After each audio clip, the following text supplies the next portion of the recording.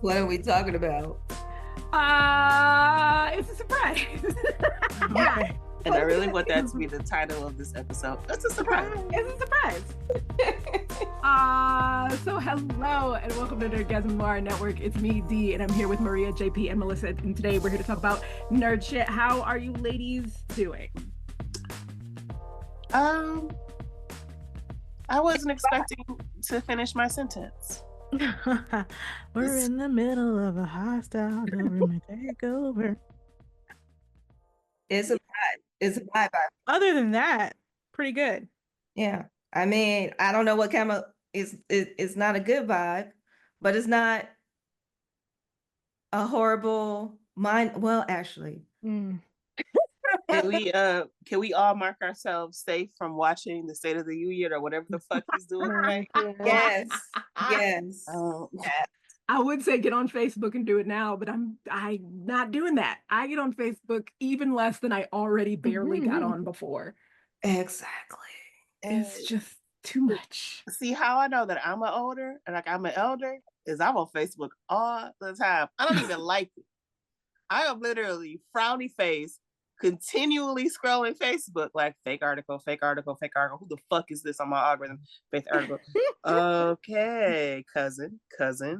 Like, oh, cousin, I haven't seen in a long time. Ooh, they're not doing good. Cousin. Cousin posting fake articles. Cousin. I did find out something cool on Facebook though, because I was watching Beyond the Gates.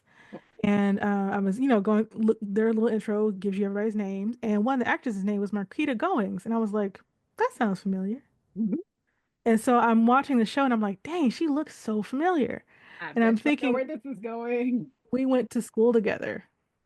Whoa. Yeah. We went to Georgia State together. Because I was like, I know I've seen her on my Facebook sometimes. Yeah. Oh, yeah. She's got a show. She's got a little jobby job. Good for her. I love it. All right, Marquita, put us on. I'm sure that there is a spot for a Black podcast on Beyond the Gates. Oh my gosh, yeah. Honestly, the gossip podcast. Yes, I was gonna say if you need a nosy neighbor or 6 of them, you got us. Totally down. I would also love to meet the Reverend Dr. Ruben Gregory in person.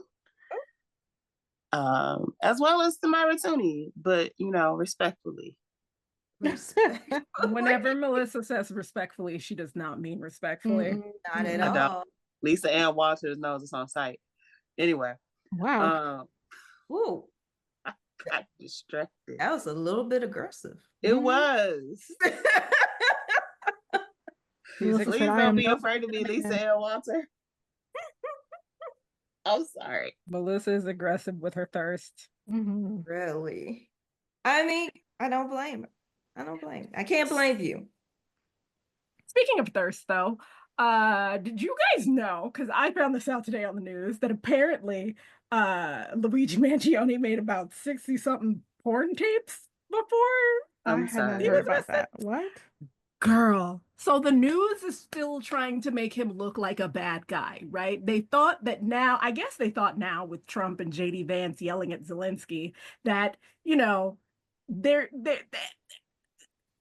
I don't know what they thought, but so there was. This is a short aside, but I don't know why they thought we was going to be on their side when Zelenski he's a snack. He's a bit of a snack. Well, not only that, but you're sitting there yelling at a man whose country is currently in an active war to protect themselves. That's not going to be a good look, especially JD Vance talking about you haven't thanked us for. Get the fuck out. Anyway, I'm sorry. Back to the subject, which is porn. I saw in an article today that Luigi Mangione apparently made a bunch of home videos, but they put it out in the news, and basically they're trying to frame it that he is narcissistic and he has this desire to be ogled, and that's why he made these videos or whatever. But one is 2020. It's past the 2020s. People make videos. That's not weird. He's a narcissist. Also, in this economy, well, he was rich, so maybe not in this economy, but if you got OnlyFans, you got OnlyFans. But also, The narcissism feels like the It's a stretch. narcissism kind of feels like a stretch, but also I'm not shocked that a man that well groomed is a narcissist. Like, Yeah. do you know how hard it is to get men in general to wash their asses? So the fact that he is clean and attractive, not shocked that he was like, Man. oh, I also want people to see how clean and attractive I am. Right. He knows he's clean and attractive. It's why he continues to be clean and attractive. I just know his books are full. Like, he doesn't have to worry about shit. Commissary overflowing. You know that you guys, I don't know if we talked about this before, but you know that they had to like basically like send out a press release. His lawyer had to send out a press release being like, hey, the police read every one of these letters that you send to him. So maybe be careful what you're sending to him, especially in regards to like pictures and junk. These women do not care. I was about to say, no, this is a horny country. We are in sad, desperate times. And usually what comes with sad and desperation is horniness. They don't give a fuck. If the cops want to see this cooch, here it is. As long as Luigi get to see it after you. And honestly, as secret as America tries to keep it, we are very Puritan. We are very prunish. So, which is odd, because how can we be prunish, but then you want to sexualize the fuck out of everybody? It's that weird dichotomy where we're like, oh my God, sex is like, it's shameful and blah, blah, blah, blah, blah. But then at the same time, you're in private, the nastiest motherfucker in the world. Well, and let's point out, the president of the United States got in front of everybody and talked about Arnold Hammer's dick. Yes. Like, and his penis size. No, Arnold Palmer? Was it Arnold Palmer? Arnold Palmer, that's what it is. I was trying to remember the drink that I drink because I don't play golf. Arnold Palmer's penis. I don't play golf. And I never will. But now I can't drink an Arnold Palmer without thinking about that time. The president was amazed by the size and maybe even the girth of his penis. Why did he? You know what? I don't even want to know. I don't want to know. I take back that question. It was question. during his campaign. I'm going to pull that question back away from the universe because I don't want to know. But see, if I do it, it's sexual harassment. It's also sexual harassment when he does it. Yeah, I guess. It's also, yes, like grabbing people by the vagina. That is sexual harassment. Didn't Billy Bush lose his job after that? He did. Like, where the fuck is Billy Bush now? Another victim of the Trump campaign. But you know, it's all about who's able to commodify and make money off of it. So then it's not shameful. It's just capitalism. Yeah. Well, I mean, yeah. Well, because so here's the thing. This is a thing that I am watching very, very closely with regards to the fall of the American empire, right? At the hands of white supremacy. Because again, whiteness is conditional, right? And it's funny watching Luigi Mangione push white people back to like 1920s, 1930s level racism against Italians. Like I was like, but I remember being a kid and reading about like all of the stuff that happened to like these different like white minority groups back in the day, right? And being like, wow, white people are wild. They don't like each other. So weird. But that's not going to happen anymore because now they say Italians are white, blah, blah, blah. And then I'm watching the sort of regression happening and I'm like, I see now. Because we've seen those courtroom renderings of him. Yes. God, whoever draws courtroom, do you have to go to school for that? And if you have to go to school for that, do they tell you to intentionally make people look bad? Is the school accredited? What art school is this? Because they keep trying to make him, well, one of the things they keep doing is they keep trying to make him look angry in the court videos. But then if you look at the pictures, he's kind of just sitting there. Have you noticed that they also color his skin darker? Yes. I'm like, y'all ain't slick. Well, but here's the thing. Two white people, he probably is darker because he has because you know Tall, Dark, and Handsome? Yes. I don't know if Mangione's tall, but Tall, Dark, and Handsome, when white people say that, they mean people who look like him. Yeah, like him and Aiden Turner. I know you guys are shocked, but it's because my mind's blown. We as Black people understand that skin tones come in darker tones. We understand that there's a gamut of skin tones a person can be. A lot of white people don't. Mm-mm.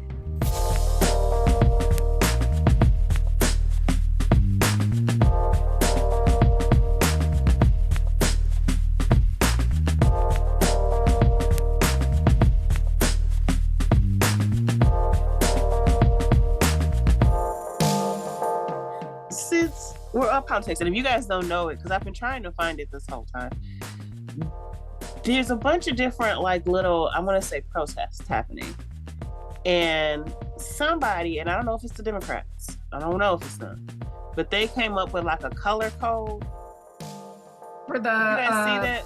The State of the Union address? Yeah, is it like pink is for protest or some shit? Yeah, they decided that since Blue they're is not for the gonna, color of your eyes. since they're not gonna go, they're going to all go and wear pink. What? I don't know. Breast Cancer Awareness Month? I don't know. That's October. I want to say Oh, that's why they're wearing pink, because it's Women's History Month. You dumb motherfuckers. There's a whole color code thing that I have been trying to find because I think it's a real thing. And now that you just said that, I know it's a real thing. I know that they were all planning on wearing pink, and I know that like I saw that and I was like, but do y'all plan on arresting Elon Musk though? Right. What else do you plan on doing besides changing your wardrobe? I mean, what? It is Tuesday, so it's not Wednesday. But anyway. On Wednesdays we wear pink. On Wednesdays we wear pink. The thing that bothers me about it is like, because like I'm of the idea that yes, we should be doing everything we can, whether that be inside of the courts or just beating a motherfucker's ass. But we can try all of it, do all of it at the same time, see what sticks, right? But y'all are the people that should be making the big statement as to this being wrong. Because right now, the rest of the world is looking at us and is going, well, why isn't anyone doing anything? Because they can't really see the scale of the protests because America is such a huge goddamn country, right? And ain't nobody getting on a plane to DC because them bitches are falling out of the sky. So we're doing our protests in our different areas, right? But like they're not seeing that on media, and they're also seeing our politicians kind of be like, meh, well, he's the president though, so I'm still gonna go. Well, they blocked the door, so now we can't get in. Bitch, again, you are not even security for this building. Motherfucker, I don't give a fuck about this metal detector or you. I'm walking around. I work here. You don't. What the? So, if y'all don't pull an Okoye, move or you will be moved. Move or you will be moved. So I found the rest of the colors because it's not just pink. Oh. They're doing more than one color. It's doing more than one color, girl.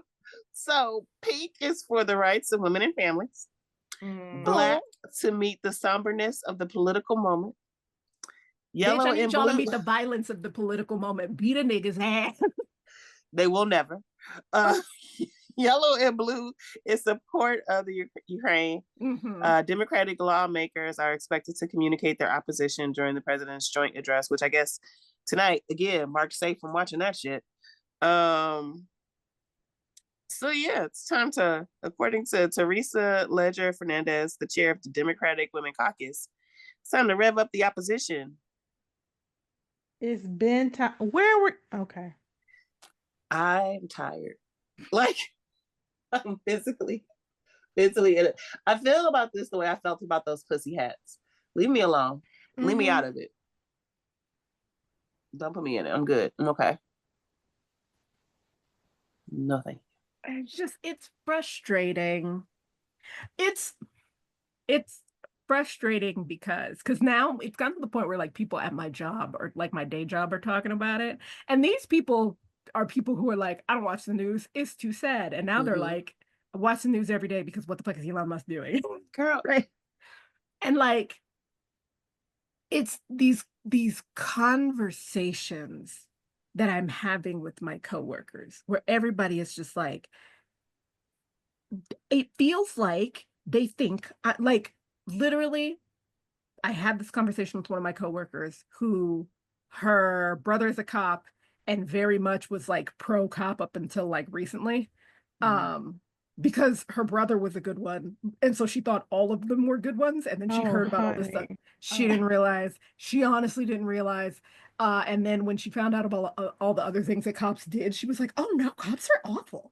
But basically she was like, she's been watching all of this stuff and she's like, it feels like they think I'm stupid because they keep doing things and then saying something else. And I'm like, that's not what just happened. But they keep trying to convince me that that's what just happened. And I was like, yeah, this is what's been going on.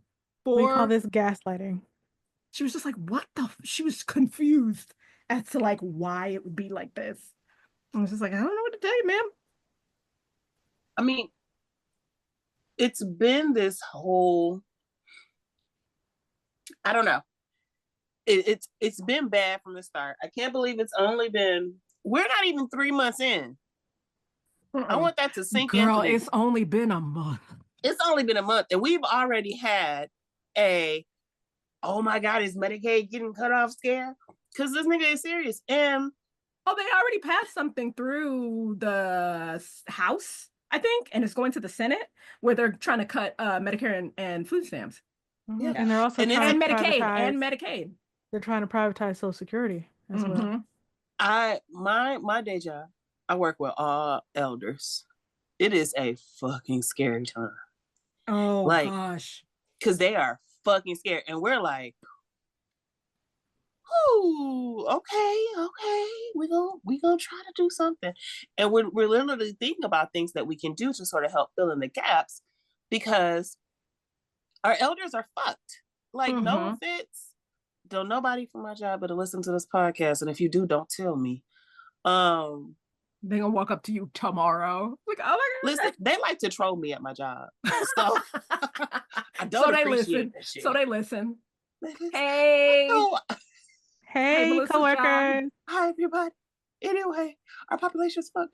But we're trying to stand in the gap. And it's so hard. You know, there's no NIH.gov anymore. Mm-hmm. That was gone. That was gone like 3 days after he became president. You gotta follow them on YouTube now. The fuck? Like, you have to follow them on YouTube and you have to go to like archive.org? Mm-hmm. Because I think archive.org had already started doing a thing years and years ago where they were like preserving governmental websites as they were in certain times so that like people would be able to reference those things. Mm-hmm. I'm so glad you said that, so I have to look. So like that, they took a bunch of stuff down off the CDC website that you can only find on archive.org. Feels dangerous, but okay. Girl, Iowa's trying to pass a bill that makes it so that you can't get a COVID vaccine or any other mRNA vaccine. Hey, actually, we are going to, future me, cut over to Dr. J the Science Gay to explain the vaccine and how that works.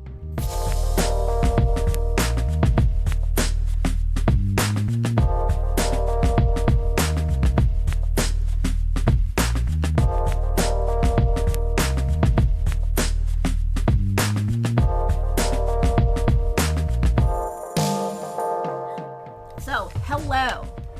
I don't really know how we're going to intro this because this is the first Dr. J, the Science Gay segment that we're having on Nerdgasm. So future me, because this is already future me who's getting this in there. So future me who's editing, figure out how this best fits in there. But today we have Dr. J, the Science Gay, who is we have science questions. And our main science question, because we were talking about vaccines and how mRNA vaccines work. Because vaccines, this is my explanation of how vaccines work, is basically, it comes from a long time ago, people just used to do like inoculation. So basically they're like, this is a thing that has the sick on it. We're going to expose you to the sick. The sick gets in your body and your body goes, and your body fights off the sick. And now your body knows what that sick is. And then it'll fight that sick off. Right. And then later on, when we got better at like needles and also I guess molecular stuff, we were like, hey, if we take a little bit of the sick instead of just like skin flakes with the plague on them, if we take a little bit of the sick, right, we inject it, it's not alive, it's dead sick. So we take a little bit of dead sick, we inject it into your bloodstream so that way your white blood cells are like, you're not supposed to be here. And then again, it comes, it beats it up, kicks it out of your body, and then the bouncer has your picture on the wall of the club and is like, that disease can't come in. That's my understanding of how vaccines work. But mRNA vaccines are a little bit more complicated than that? Not really. I mean, it's still the same idea. So a lot of this is also because we had, germ theory. Yeah, it's no longer miasmas, although it's not just something in the air. Yeah, it's not the miasmas are making a comeback though. Like, except we don't wear masks, and if it were really the miasmas, you would have barrier. It's fine. It's fine. That's true. It is miasma. We are moving back to miasmas, but still don't like masks for some reason. So yeah. Right. Oh no. Yeah. So you have the general idea of how vaccines work. Mm-hmm. You're training your body to recognize something that will make you ill before you actually get sick. And so you're often, you can often experience being sick, and there's a lot of different ways that you can train your body. And some of that does end up, what's it called? It ends up being like all the methods that you described. Sometimes it's a live weakened virus, sometimes it's a dead virus, sometimes it's proteins from the virus. So mRNA vaccines are still training your body on a part of the virus that is not going to be able to replicate. So you're not having an active infection.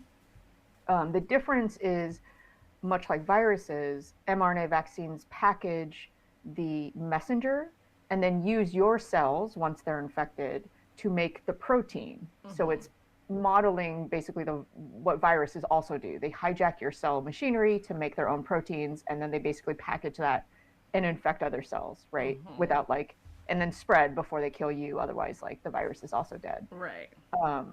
So, we all have in our cells DNA.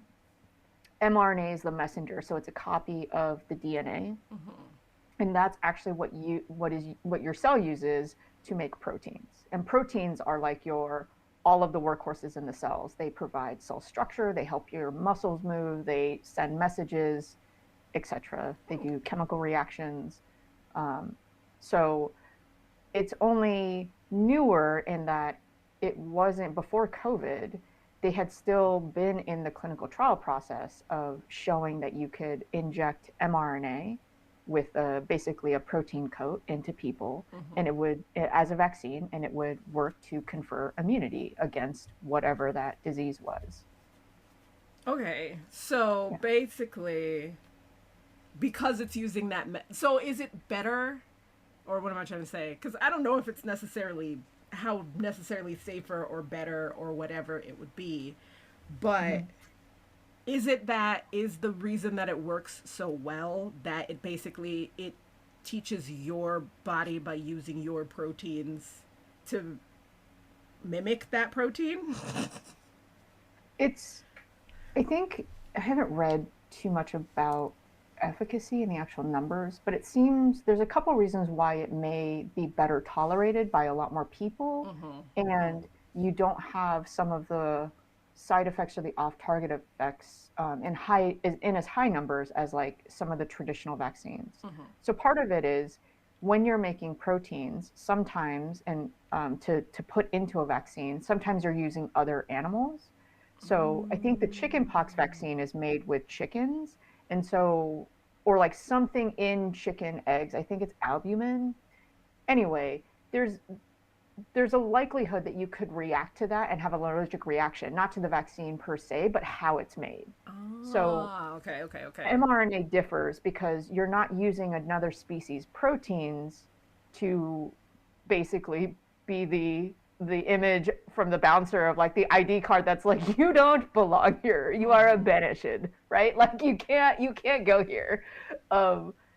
basically it's recreating the ID from your own, like the ID card from your own body's materials, so that in general, it seems that there's less likely to be a severe allergic reaction, although not zero, right? That you could have an allergic reaction to the packaging, to get the message packaged into basically a protein shell or like nanoparticles. Those seem to be where some people have an allergic reaction. Okay. Yeah. Okay, that makes sense. Basically, when you do it like the mRNA, because it's using like it's using your protein to Machinery. Yeah. It comes into the factory and it's like, hey, let me borrow this machine real quick, and then sends the message through your own internal system, instead of like bringing chicken pox using chicken protein, not protein. Now I'm just thinking it's like a meal prep chicken breast, but like using chicken proteins for chicken pox is funny to me in a way that I don't know the universe understands. I think I don't want to say it's, I think it might be chicken pox, but I'm not sure. I know one of the vaccines that we generally use, if you have an allergy or sensitivity to like some part of stuff in chickens that you can consume but just not have in your bloodstream, you will have an allergic reaction. It will make you feel quite ill. So is that why, because I've heard people who are like allergic to shellfish are also allergic to certain vaccines? Is it because the protein that's used is similar to that in the shellfish that could possibly make you sick? I'm not sure. That I don't know. Ooh. That I don't know. Yeah. Now I'm going to go and hyper-focus look this up. Yeah. Let me know what you find. I'm curious about it. Yeah, I think, in general, it seems like one of the other advantages of mRNA vaccines is that it is sequence specific. So once sequencing entire genomes, it costs, maybe $1,000 now. It used to be in the several millions, right? In like the 90s. And like technology got faster, computers got better. Making DNA sequences is very cheap.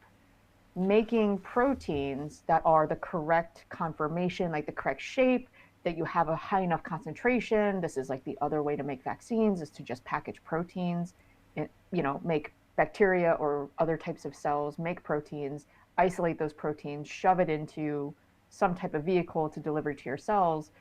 There's so many more steps in that process that need more quality control, I would say. And it's not like the mRNA vaccines don't. One of the downsides is that it has to be kept cold, and not cold like 4 degrees like your refrigerator. It has to be kept cold like your freezer. So shipping this, keeping it on ice is not a trivial matter. Yeah, because I remember that being a big thing when the COVID vaccine first came out. Was part of the issue with getting it out to people, with distributing it to people, was you had to keep it cold. And so like once like nurses open that packet to start giving it to people, if they didn't use it, it was kind of useless at a certain point.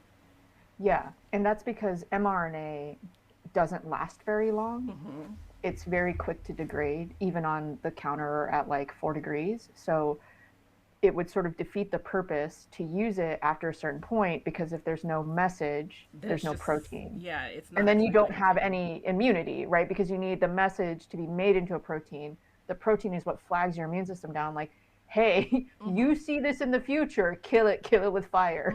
Right. Because then if it just doesn't happen, it's like it kills the message before it actually gets there. Yes. Oh, science is cool. There's so many cool things that happen in science that I mostly don't understand. But then when I do understand it, I'm like, that's pretty dope. Because I actually last night got real high, watched a video about how citric acid is made from molds. And let me tell you, alchemy is real and it's freaking cool. Cause like literally they're like, you take the molds, right? And then you mix this other thing with it. And when you mix this other thing with it, it makes a different thing, right? But that's not citric acid yet. Then you got to take it and mix it with sulfuric acid. And then when you mix it with the sulfuric acid, because of these chemicals and math and science math, it breaks these things apart. But that's not it yet. Then you got to add another thing.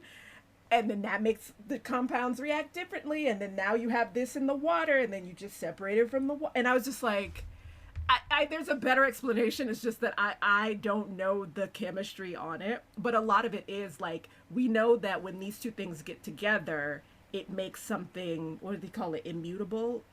And basically, once this compound happens, ain't nothing going nowhere.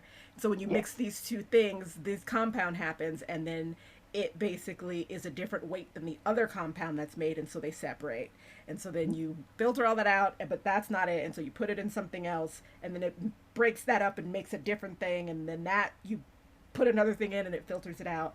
And it's like this step-by-step process towards getting to citric acid. And it's actually pretty interesting and pretty dope, and kind of makes me wish that I understood how chemistry worked better. Because I think that's the part of chemistry I liked, is how things can bond together and break apart. And like, it's really cool that like some genius, actually 2 geniuses, because apparently citric acid was discovered twice. I don't have the sources. I don't know the names. I will probably look it up at some point. But basically, 2 geniuses at different points in time were like, oh, okay, I know that when you mix this chemical and this chemical together, it separates because of this. And this chemical is close to that. So I wonder what happens if you put these 2 together. Oh, it does the thing. Okay, cool. And like, whatever geniuses went through that process, it feels like the coolest puzzle anyone has ever solved.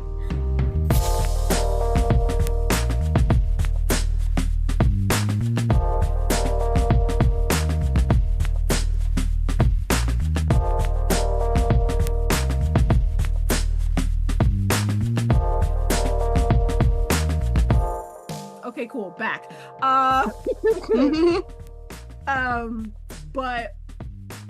I really love what Dr. J the Science Guy had to say in that segment. That was great. I be learning shit from her all the time. Honestly and truly. But so Iowa's trying to do the bill that will stop it so that you can't get the mRNA vaccines, which is what the COVID vaccine is based off of. They basically are trying to stop any and all information about bird flu from getting out. Who knows if they're still researching it? RFK decided that he wants to take people who are on, or he said kids, but it's going to expand to adults, kids who are on like ADHD, medication for ADHD or autism. He wants to take them off the medication and put them in a work camp, because that'll specifically help. Black children.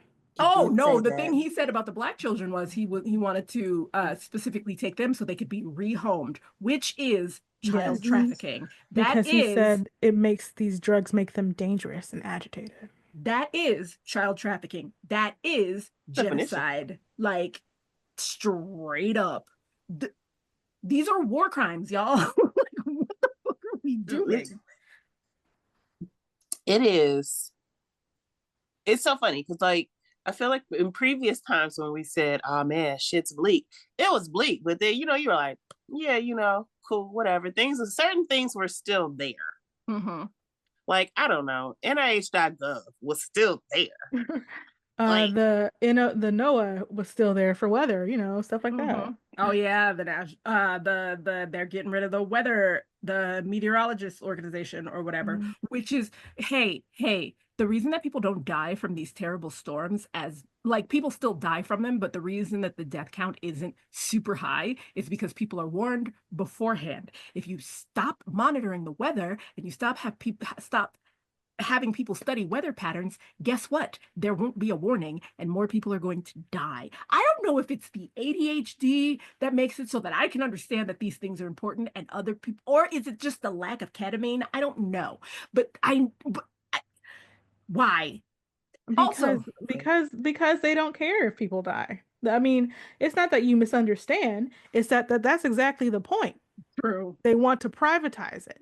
True. Everything that's public, they want to privatize. They're already going to get rid of the Department of Education. They want to privatize everything.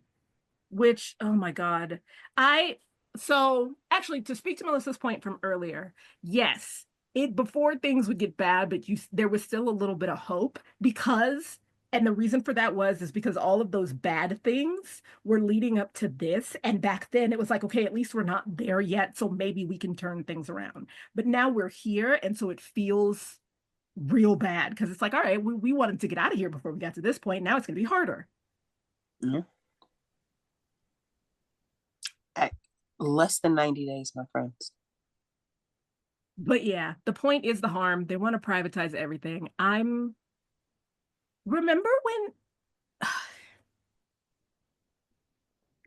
when they used to be like, knowledge is power?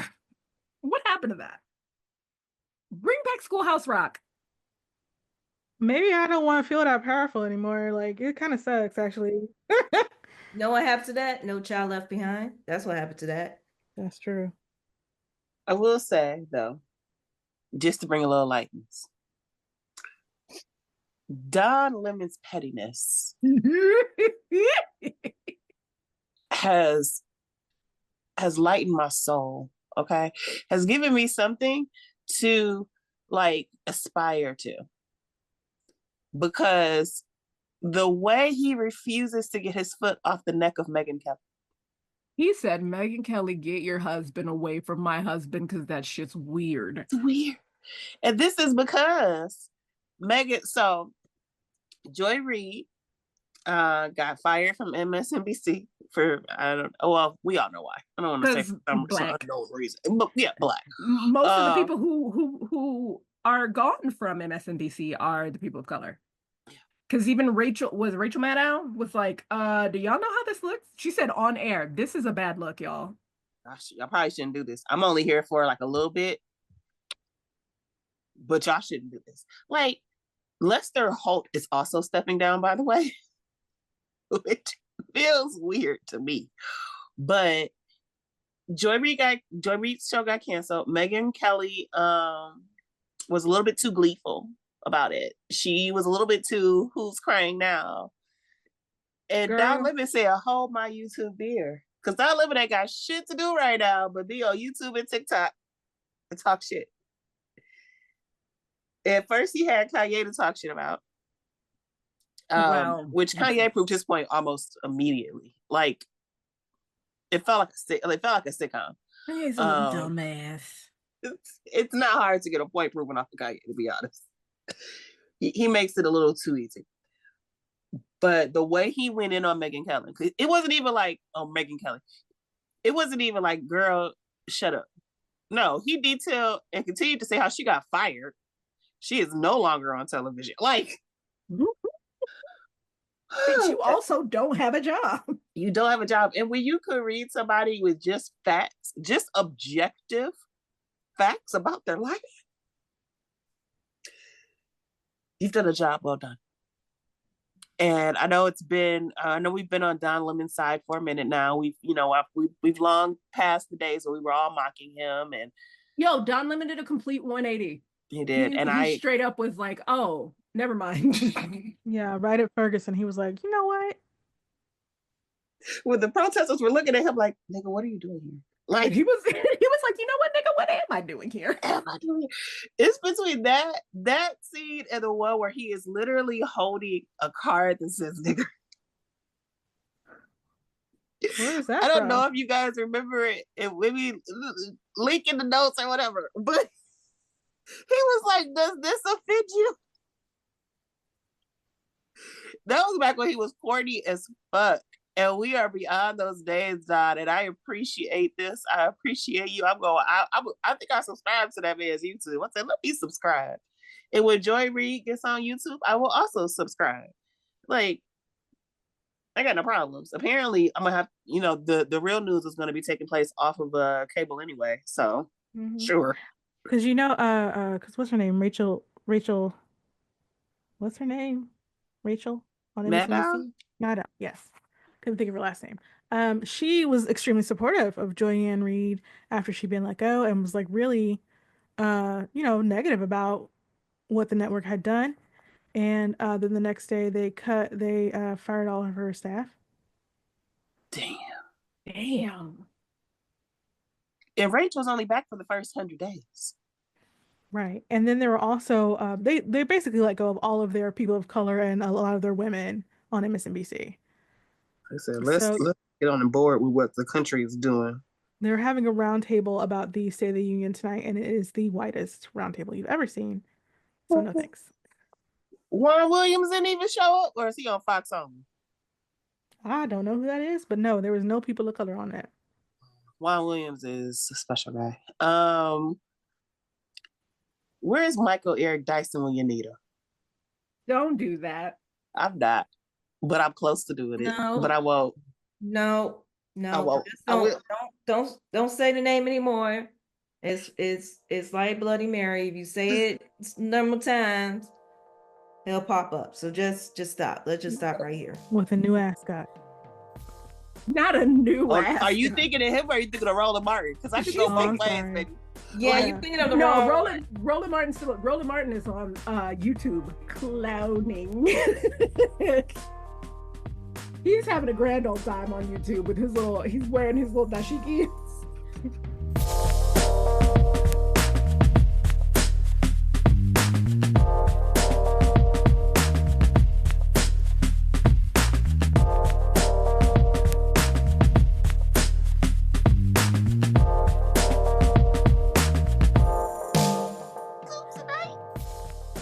But otherwise, as far as our government hostile takeover is concerned,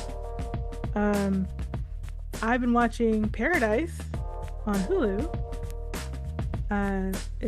It's a sci-fi show, actually. Was Paradise the one where damn, I can't remember nobody's name. Sterling K. Brown. There we go. Sterling K. Brown is being accused by Cyclops of killing the president. Yes. Cyclops? No. No. James Marsden is the president. Cyclops is the president. My bad. Yeah. Yeah. He's being accused by Law and Order Criminal Intent. Who people don't even know that's what she was on before. I've seen her elsewhere, but she's really good. She's good. She was on Easttown. Oh, Mayor of Easttown. Yeah.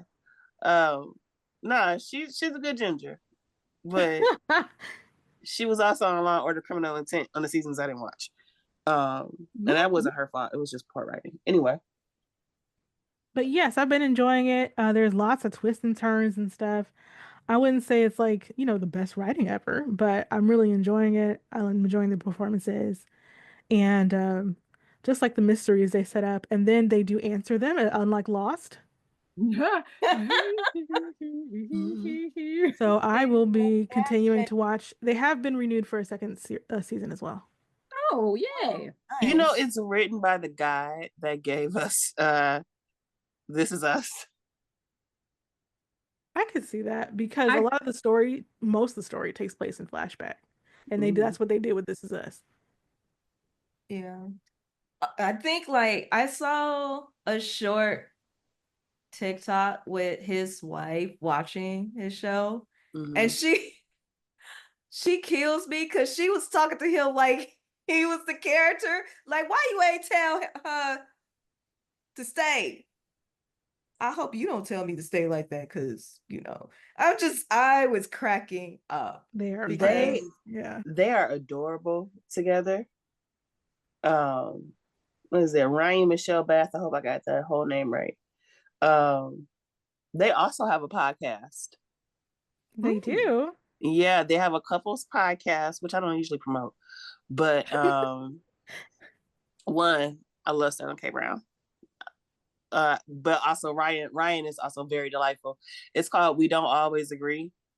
They're a funny ass couple. They've been together since college. You could tell that Sterling K. Brown is a problem in real life, but he's also goofy. Sterling K. Brown is goofy as hell. It's so funny. And absolutely a problem in real life. I know it. That's it. I feel like they got some problems because I follow her on TikTok, and she be killing me. Oh, she is hilarious. And there's this whole thing about, because she was on the First Wives Club, which was a BET Plus show that's now on Netflix. And her character got written off in the weirdest, dumbest way possible. So of course there's been everybody's always hounding her about like, girl, what's the background tea? Because this was done, even for a BET Plus show. But yeah, Paradise. I'm sorry. I know I took us on a tangent. I just want to make sure we highlight Ryan because she's also cool, even though she is not on Paradise. It's a really good show, very tight, and you'll definitely they have lots of like cliffhangers at the end of each episode, so it's very set up for you to just like keep watching. The last episode I saw was episode 7. I think they have 8 for this season, and the one about episode 7 is extremely tense, and they actually put like a heartbeat in the background for the entire episode. And I have Hulu with no ads, so I never got a break. And my fitment was like, you got girl? Money, right? Yeah, money. Look at you, no ads. Oh, girl.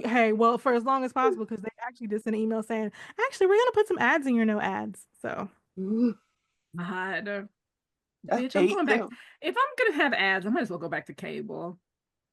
See, you say that, but then what do you gonna miss out on the shit that's only streaming? Like, I don't know, like Paradise. Well, no, like Paradise or Reacher, which I will talk about at a later date. You've been enjoying Reacher a lot. I've been enjoying Reacher a fucking lot. People did not like season 2. I don't know what the fuck is wrong with them. I'm having a grand old time. There are certain shows that are sort of built around the formula, the police procedural formula. There are even parts of Paradise that feel a bit that way. Oh yeah. And you can fight it, or you can just enjoy the fucking show. I choose to do the latter. Like, what makes me feel good makes me feel good. And I enjoy a mystery. I enjoy a bad guy. I enjoy a get of the bad guy. I also enjoy when the bad guy gets they licked. I watched Carry On, and that's just Die Hard on a plane. Oh, the one with what is it? Taron The guy that has a T name, that like the name of the actual English T, and Jason Bateman. Everybody, the white man. Say, what's his face from Arrested Development? Jason Bateman has taken over where Paul Rudd has finally fallen. Like Paul Rudd is finally starting to look older, so Jason Bateman is taking his. It's not bad. It's not like he's aging like milk. He's still aging very well, but he's starting to look a little older. But Jason Bateman is like, don't worry. If you need a white guy who looks the same for a while, it's me and the dude from Ted Lasso. Jason Sudeikis, yes. They will always look late 40s, early 50s. And that's you got to look at it like, I guess you got to be around this. I've been watching the same SNL like that. clip. They look like that in their early 30s. That's the trick. You pick an age and you stick with it. Stick with that bitch, no matter what. Jason Bateman said, "You ain't gonna catch me." Here's the thing: his sister, unfortunately, got on some MAGA, or I think you know what? She got on some. Is Oscar so white? I don't know. I don't think so. Type shit, and I haven't trusted her since. I didn't really pay attention to her before. But definitely not since then. Jason Bateman minds his own fucking business. Because I'm sure his politics aren't great. You are a rich white man. A rich white man. You probably defended Joss Whedon, but you didn't do so loudly.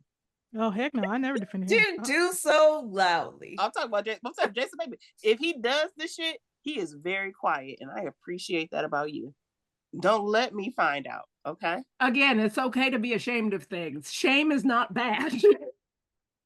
Despite what this whole political climate is telling you, you need to be quiet about some of your shit. Shame is okay, and bullying works. Please Please be shameful about some stuff, please. The person who needs to be the most ashamed. I'm going back to the Zelensky interview in the White House. Zelensky? Zelensky. Melissa, you know Melissa can't say nobody's I can't name. say it. Y'all know exactly who I'm talking about. You know what?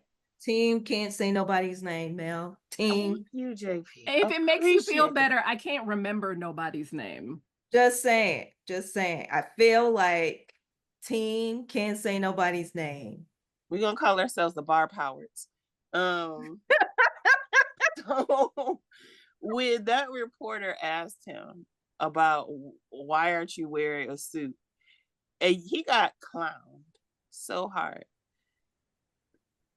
Sometimes it's okay not to raise your hand because you got a question, because some questions are dumb. That man's first language isn't even English, and he was like, well, you know, maybe once this fucking war is over, I'll wear a suit. Like, I will put on the costume. Yes. And then he said, maybe I'll get one like, and then his maybe I'll get one like your. No, the guy was like, maybe get one like mine. And then the president came back with, or better. And I just said, oh, now, you feel stupid? Did you see the footage from when he greeted him when he first arrived? So when he trying to do the handshake thing? No. So when Zelensky first arrived, he's shaking hands with Trump, and Trump immediately remarked on what he was wearing. He was like, oh, nice suit, or something like that. So from the very beginning, it was all a setup. And also, Trump suits aren't great. Like, I don't know if this is, I don't know. They don't really, we talk about Lori Lightfoot, and we will continue to do so. But I'm not saying we won't. Right. But when you're trying to dress a ball of mediocrity, you can only do so much. Well, here's the thing.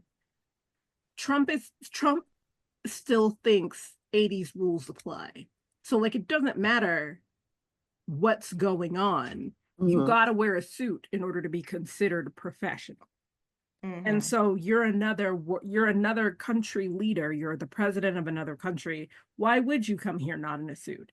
Because Trump doesn't have the wherewithal to understand that, one, not everybody wears suits everywhere. And two, the man is coming from a war. The last thing he cares about right now is a suit. Right. I mean, you say he doesn't have the wherewithal, but then he's also in the Oval Office with Elon Musk, who is wearing jeans. Yeah, but he doesn't. Here's the thing. And a hat in a federal building. This is the thing. And this is the thing.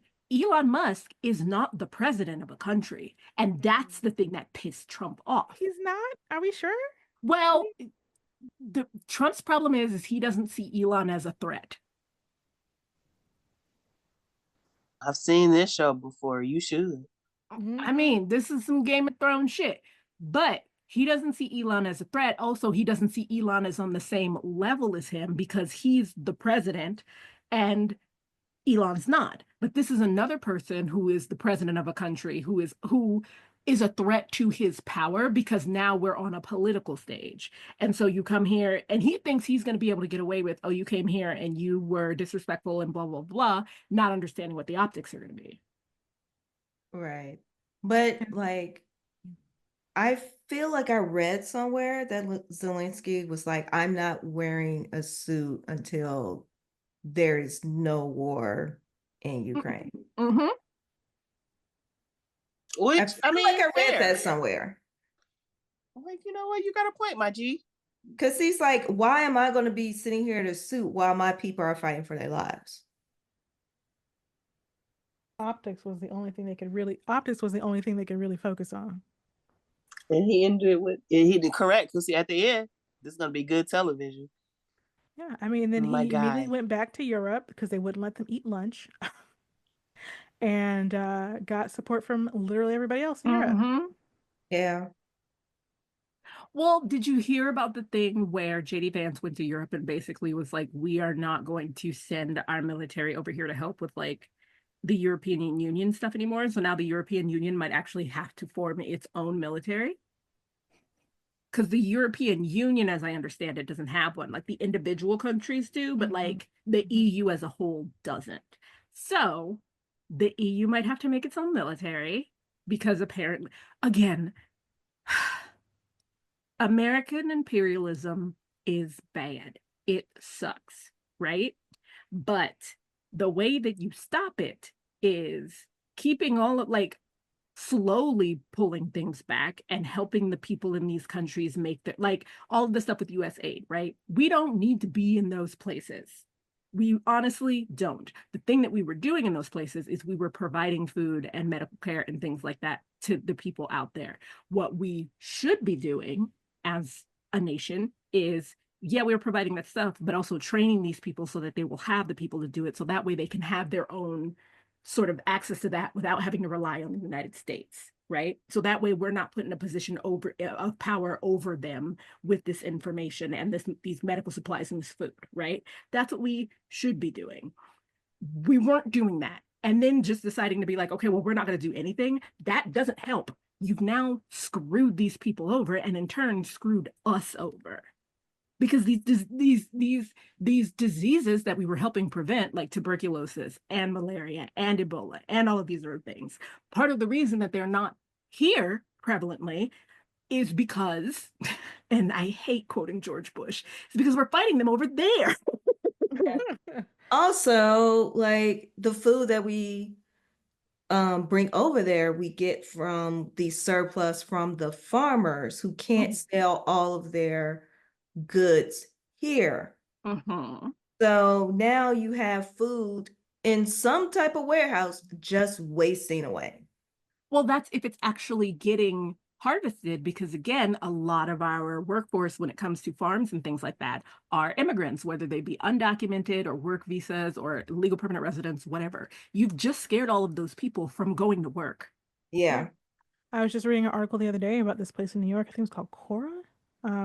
And it's pretty much like a ghost town because everybody stays inside all the time. And like this woman was talking about how she sells, you know, some food on the side of the street to make rent. And her kids are citizens, she's not. And they call her every day just to make sure she's there because they're afraid she's going to be taken while they're at school. Yeah.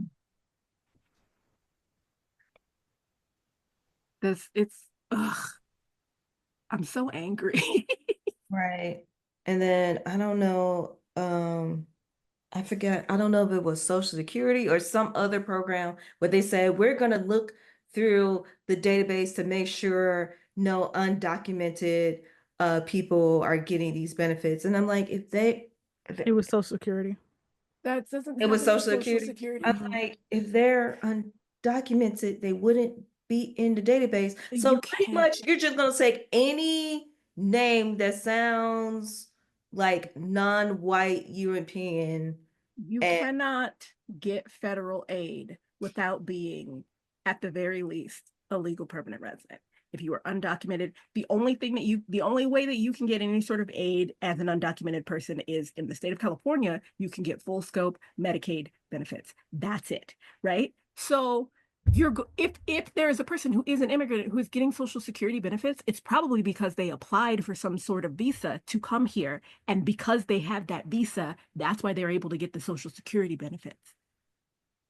And it's the Social Security disability benefits. And it's not even a whole lot of money. Even more people, even more of them pay into it and never get to see that. Oh, yeah. Because here's the thing with undocumented, even people who are working under the table, employers will still take taxes out of that. Oh, right. Because Elon said it was a Ponzi scheme. Nigga, you are the Ponzi scheme. Oh, God, I hate that man. I hate that man so much. He's like, so weird that the guy who ruined Twitter has so much power now. So dumb.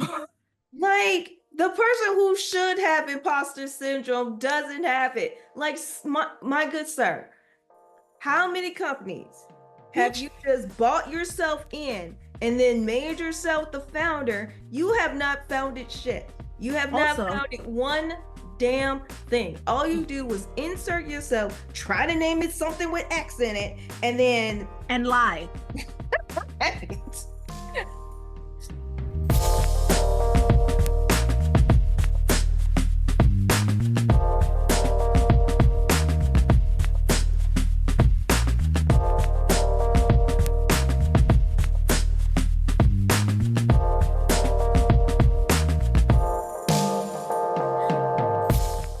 But anyway, so like something nerdy. This is pretty nerdy. It's just yeah, politically nerdy, yeah. For the West Wing today. Oh, yo, dang. Remember when stuff like what was that at the newsroom? Yes. It's the same guy. Yeah. I remember walk and talk. That shit used to be so good, and now I know if I go back and watch Newsroom or West Wing, I'm gonna be mad. Yeah, I had never seen West Wing, so I tried a couple years ago to go back and watch, and I was like, "Oh no! No! Now it's not a good time. Yeah, it's not gonna make me feel better. Let's backtrack on that. But there have has anybody seen the new Captain America movie? No, okay, so I have to admit, I'm not really interested in seeing. I thought you were about to say something nice about that man. That's why you were too. I was like, oh no, are we? I am not. I have no because Nigger Bird and the Snowman were so bad. Because I think I would have liked it better if the TV series was good. Mm-hmm. But the TV series was so bad that I've kind of lost interest in the movie. And that makes me sad. Because it's Black Captain America. By your favorite actor. I hate that nigga in his long ass face. He's hiding secrets in his cheeks.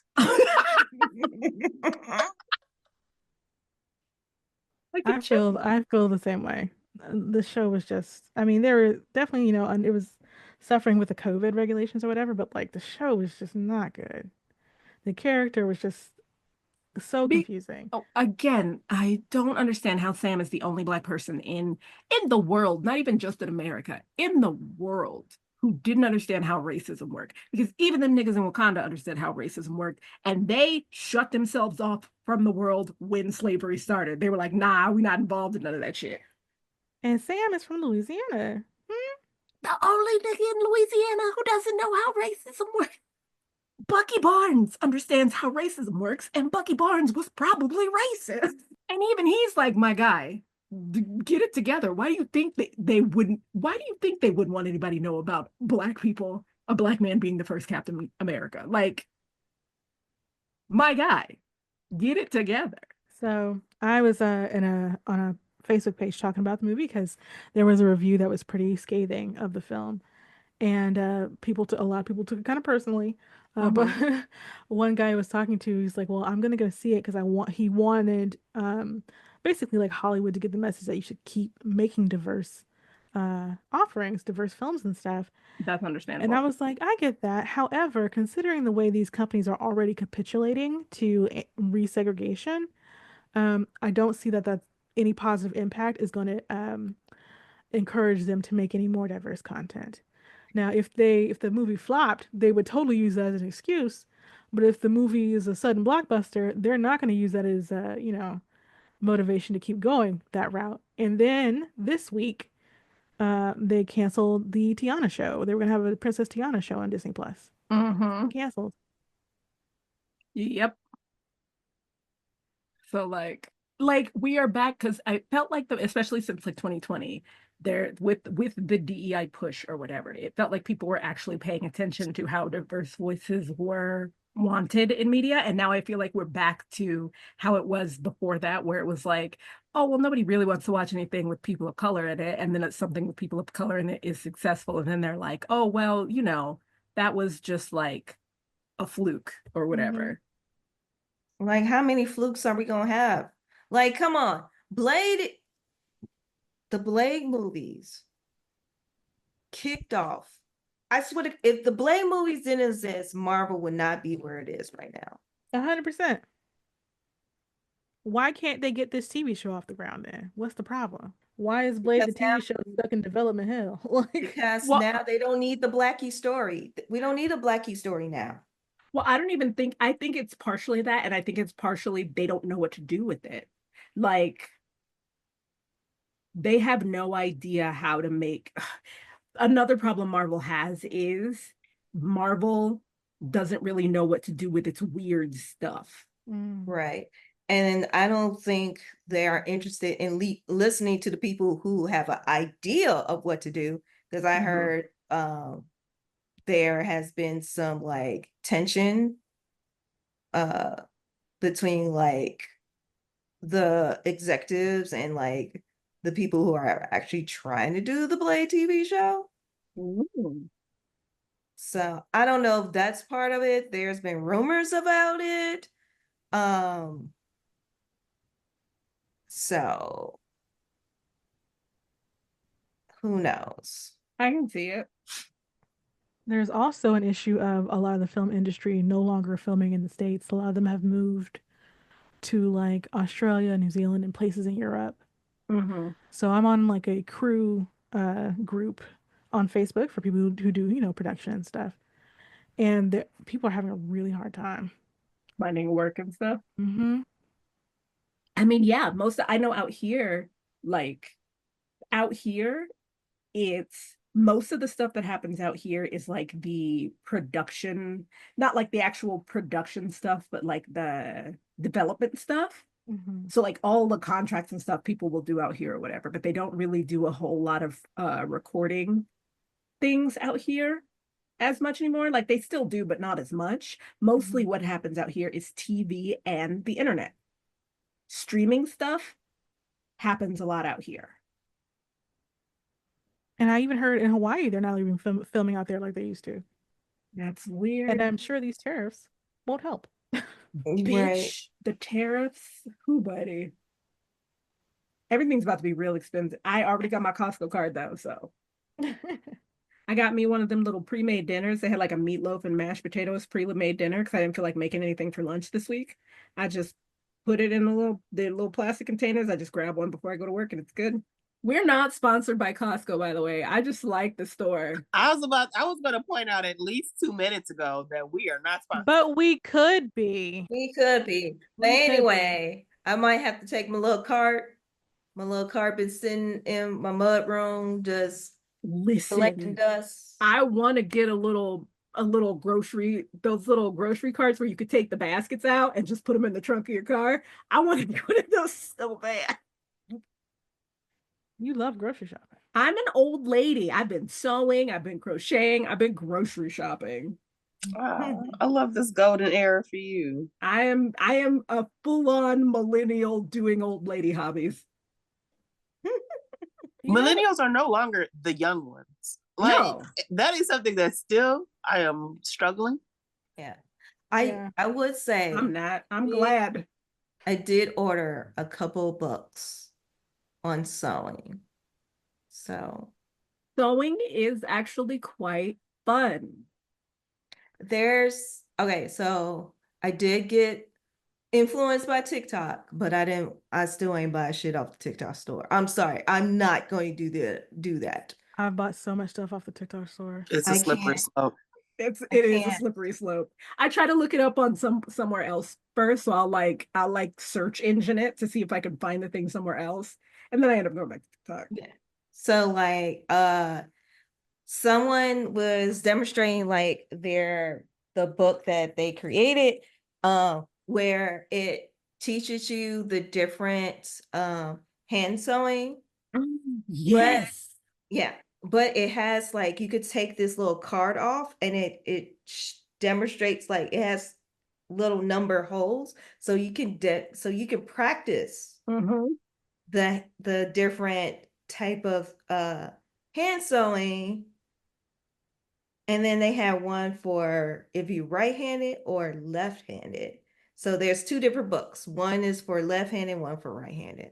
And that was pretty cool. I'm over here trying to learn the PS5. Y'all sewing. I need y'all to hop on here and help me out. I'm not getting no PS5, so I can't help you. No. Yes. Consoles are a pretty quick learning curve. I say that, but I was a person who played a lot of video games, so maybe it wasn't, and I just played a lot. I take that back. That's on me. I shouldn't assume. Yeah, I played a lot of arcade, so I didn't really have consoles. Yeah, arcade, it's same buttons, but different position, which makes it harder. Yeah. Unless you get, they do have, I don't know if they have it for PS5, but the controllers that set up like an arcade. Yeah, they do. Oh yeah, that's right. Also, if you're a person, like, I know there's a lot of people who have only ever done like PC games. So like they also have it so that you can do like mouse and keyboard. You can connect the mouse and keyboard and play that way. Very cool. Yeah. I do love that more PC games do have that if you connect a controller, Yeah. that you can use it, because that has been a godsend. Because fortunately, my my I don't have like a gaming keyboard, because like my media computer, I died, and then I was like, if I'm going to create a new computer, I'm gonna build a gaming one. And I did everything but look for a gaming keyboard. Oh no. And so, but I still had the Xbox controller that you could hook up to a PC. So I used that. So it's like, Very I'm a resourceful. genius without realizing I was a genius. All right, ladies, it's about time that we wrap it up. I want to say thank you to everybody who's listening. We very much appreciate it. If you want to find out where we are on social media, you should check out our card, nanicoolj.carrd.co. There you'll find the link to our website, nerdgasmnoire.net, and our Patreon, patreon.com/nerdgasmnoire. Maria, where can the people find you? People can find me on Blue Sky, for the most part, at Valor More Dollars. That's VALARMOR dollars. You may see my name up there as Chubby Leopard. That's the same person. You can also find me on another podcast called Roomies Review the Movies, where we talk about movies that the other roomie has missed out on. So last week we talked about Dead Presidents because I didn't see that. And then next week we're going to talk about If Beale Street Could Talk because Lindsay hasn't seen that. Alrighty, and JP, where can the people find you? So you can find my socials on my card, jpfairfield.carrd.co. You can also see me on Sundays doing TTRPGs with the Reclaimers on the Nerdgasm Twitch. And that's on Sundays, I think 8 Eastern, 7 Central, 5 Pacific. Is that right? I feel like yes, that is right. So yeah, that's it. And Melissa, where can the people find you? Glad you asked. I am mostly on the Blueskies. You can find me making my breakfast on Black Girl Geeky. And you can find me shame reading certain books that I refuse to name the title of on Mel's Crowded Shelf. I know who the author is. Wow. I'm never going to say that woman's name out loud where I got to type it out. But you can find me there. I'm still trying to make threads happen, but not really. So you can, if you want to look for me with those two names, Black Girl Geeky and Mel's Crowded Shelf. I'm on Blueskies and Threads. But I'm more cracking on Blueskies. Alrighty. And of course, you can find me wherever I'm at on the internet on my card, nanicoolj.carrd.co. Thank you for listening. We very much appreciate it. Hope you guys are having a good day. Hope you guys are able to survive these unprecedented times. Bye. Bye. Take care. Bye.